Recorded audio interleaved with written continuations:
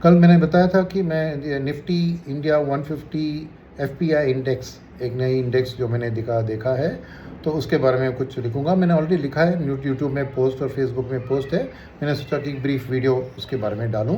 तो ये इंडेक्स अगस्त 12 2025 को शुरू हुई थी। अभी रिसेंटली इस साल अगस्त 12 को उसमें डेरिवेटिव्स के लिए भी अप्रूवल मिल गया है, और वो डेरिवेटिव्स के लिए भी, F&O के लिए भी इस्तेमाल हो सकता है। तो क्या खासियत है, निफ्टी 500 जो स्टॉक्स है उसके अंदर ये 100-150 स्टॉक को चुना है, मगर ये है जहाँ पर FI का इंटरेस्ट ज़्यादा है, जहाँ वो निवेश करते हैं। तो मगर चुनने में किसका कितना वेटेज, ये सब चुनने में वो फॉरेनर का free float market cap choose करेंगे, ताकि उनकी जो इफेक्ट है वो दिखे, not just general free float. ये एक खास डिफरेंस। दूसरी बात क्या है कि ये इंडेक्स खास इसलिए है क्योंकि ज़्यादातर अभी देखें तो FIIs की जो फंड मैनेज होते हैं वो इंडिया स्पेसिफिक पोर्टफोलियो में इसको एक बेंचमार्क लेकर जाने की उम्मीदें हैं। अभी कितना है पता नहीं, मगर जाने वक्त ये होगा।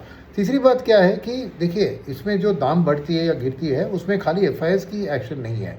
ये स्टॉक्स है जिनमें FIIs का दिलचस्पी है, मगर डोमेस्टिक्स भी इसको खरीद सकते हैं और उसकी दाम बढ़ने के कारण डोमेस्टिक बाइंग भी हो सकता है। मगर एक FI का थॉट प्रोसेस का क्लू आपको मिलता है। और अगर वैल्यूएशन के तौर पर इस इंडेक्स शुरू हुई थी 1 साल पहले, मगर डेटा उसका 3 साल से निकाला है, तो 3 साल का रिटर्न भी इंडेक्स का है हमारे पास। तो फर्स्ट ऑफ ऑल वैल्यूएशन के तौर पर देखें तो निफ्टी का वैल्यूएशन आज क्या 22 के करीब है ना, 21 समथिंग, इसका 22.4 है। जो निफ्टी 500 की वैल्यूएशन मगर 24 के आसपास है। तो ये निफ्टी 500 से सस्ता है, निफ्टी 50 से थोड़ा महंगा है। और उसके अलावा रिटर्न्स की बात करें इसकी जो कैसी है, तो अक्रॉस 1 महीने से लेकर 3 साल तक इसकी रिटर्न्स आपको नॉर्मल निफ्टी 500 से बेहतर रही है। 1 महीने में इसका 17 बेसिस पॉइंट्स बेटर है, 3 महीने में इसका 53 बेसिस पॉइंट्स बेटर है, और 6 महीने में 125 बेसिस पॉइंट्स बेहतर है, 1 साल में 185 बेसिस पॉइंट्स बेहतर है, और 3 साल में 195 बेसिस पॉइंट्स। और सिंस इंसेप्शन की बात करें तो 2.1% की बेटर रिटर्न दिया है इसने निफ्टी 500 से।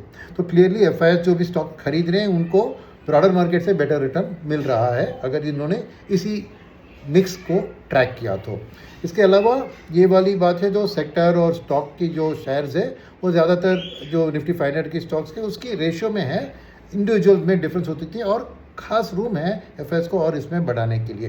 तो मैंने डिटेल में वो नोट पढ़ी है जहाँ पर मैंने सब डिटेल दिया है। 8 टेबल है उसमें जिसको मैंने कैप्चर किया है, सब डिटेल में देखिए। जस्ट मैंने सोचा कि शॉर्ट वीडियो आपको इसकी जानकारी दे दूँ। धन्यवाद।